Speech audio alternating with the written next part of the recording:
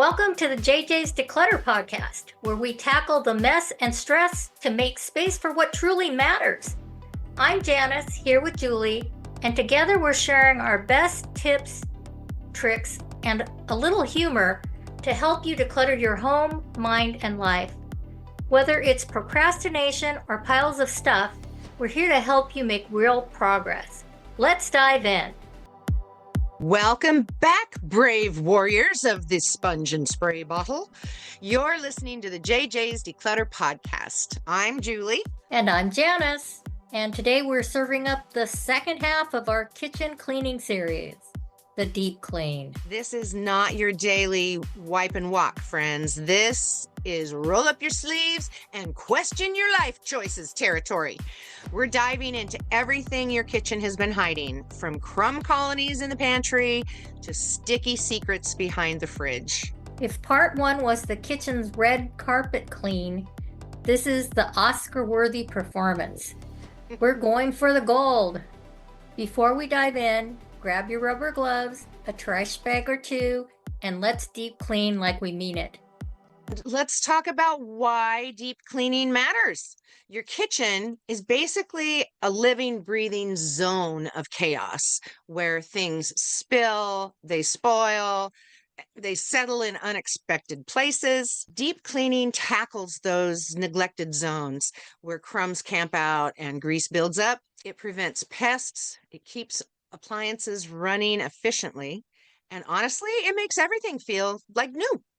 Plus, there's real satisfaction in scrubbing behind the toaster and finally tossing that expired hoisin sauce from 2019. Why is it always hoisin sauce? But seriously, deep cleaning isn't just about appearances. It's about health, safety, and making your appliances last longer. Pro tip. Take before pictures. Document the chaos so that you can celebrate your progress when you're done. And you can even take a selfie before and after. See how you held up. Love it. All right, let's dive into the checklist. Cool. So the deep cleaning checklist. Step one, the fridge and freezer. First up, you have to take everything out. Everything. No peeking and wiping. As you pull things out, sort into 3 piles: keep, toss, and questionable. When in doubt, throw it out.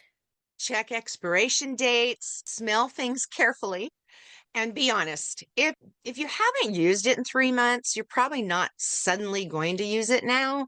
So remove shelves and drawers, wash them in the sink with warm soapy water, then wipe down the inside of the fridge with water and vinegar.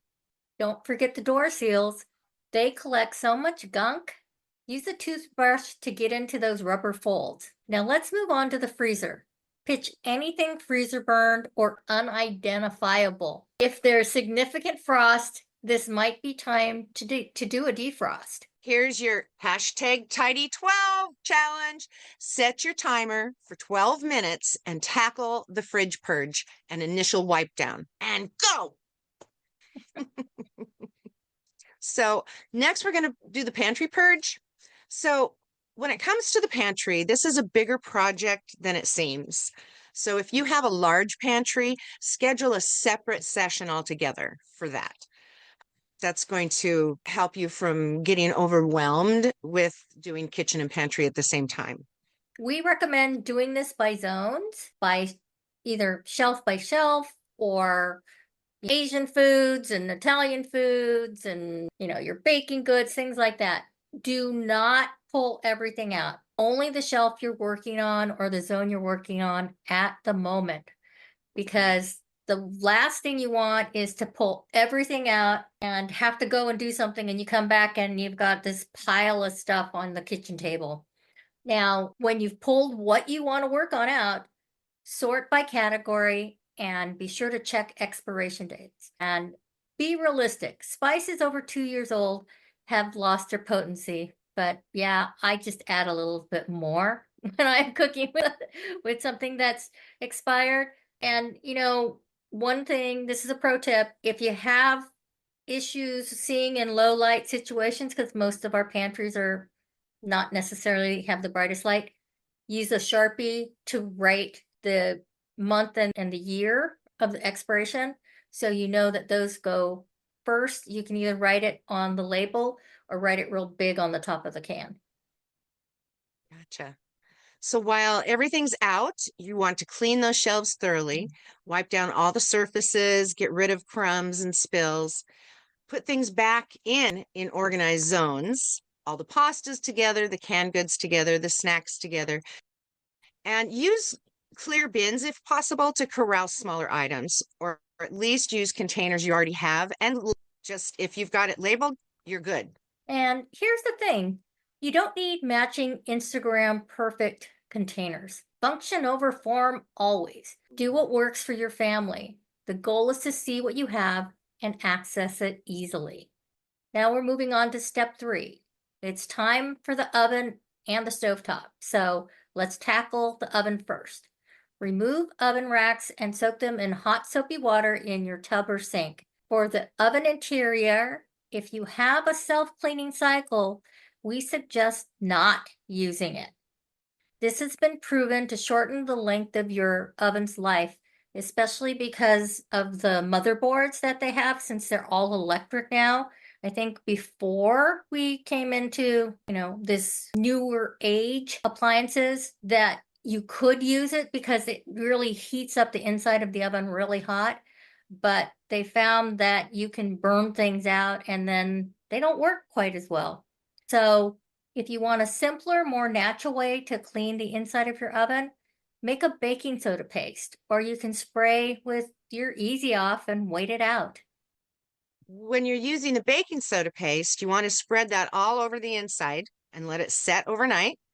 In the morning, spray with vinegar and then wipe it out. And most of the grime will come off easily. So for gas stoves, you want to remove the burner grates and soak them.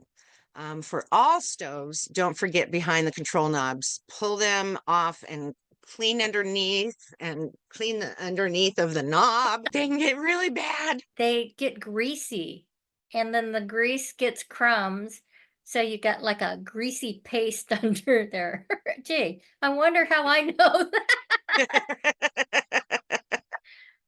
And if your stove has a lift top, there are some, I think they were mainly gas stoves that you could lift the top up, lift it up and clean underneath. It's like a crumb graveyard under there.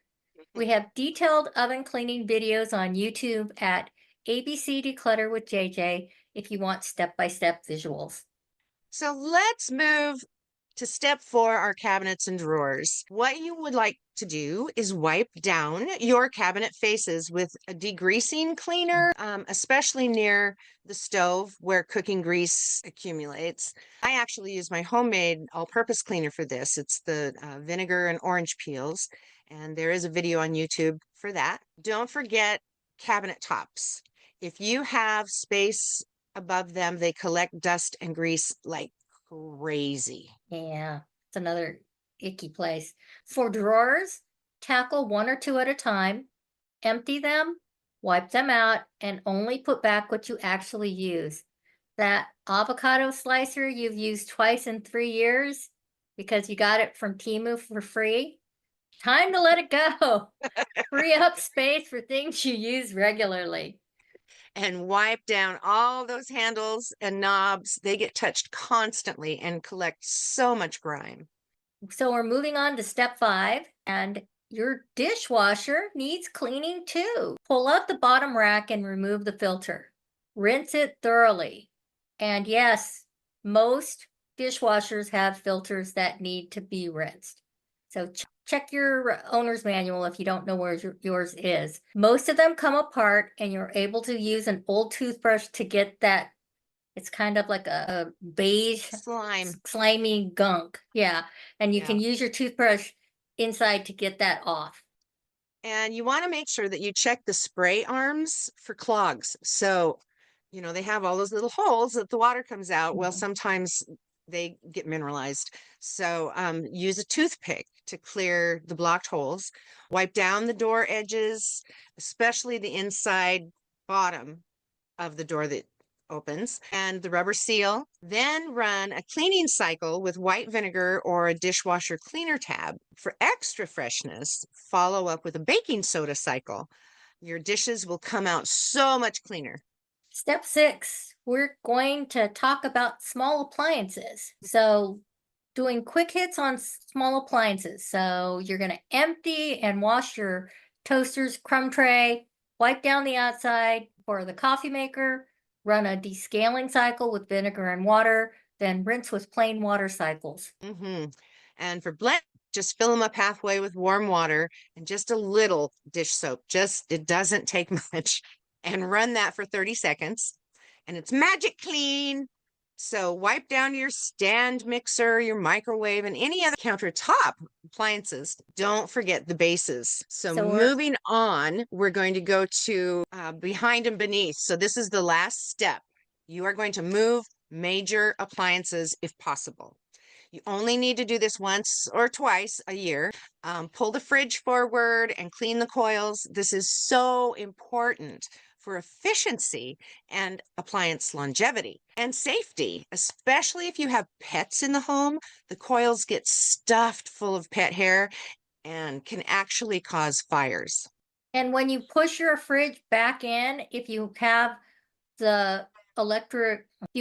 automatic ice makers, make sure that the water coil is straight and it doesn't get kinked, or else you won't have water or ice.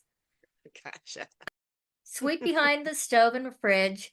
You'll find lost items, dust bunnies, and who knows what else. Clean baseboards and floor edges while you're down there.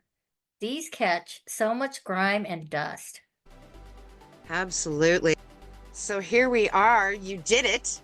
Put in a fresh trash bag, light a candle, take those after pictures, and compare them to your before pictures and feel proud. Share them in our Facebook group, ABC Declutter with JJ -community. Schedule your next deep clean for 3 to 6 months from now and put it in your calendar right now. Regular deep cleans are way easier than doing it after years of neglect. So stay on top of it. Yes. So that is the deep clean rundown. May your oven shine and your fridge never smell like regret. Check out our YouTube channel at ABC Declutter with JJ for detailed video tutorials, and join our online community to share your wins at www.abcdeclutter.com. We'll be back next week with another decluttering cleaning adventure. And tell us what room you want to tackle next. Until then, keep it simple. Keep it intentional. And as always, keep decluttering. Keep decluttering. Thanks for listening to the JJ's Declutter Podcast.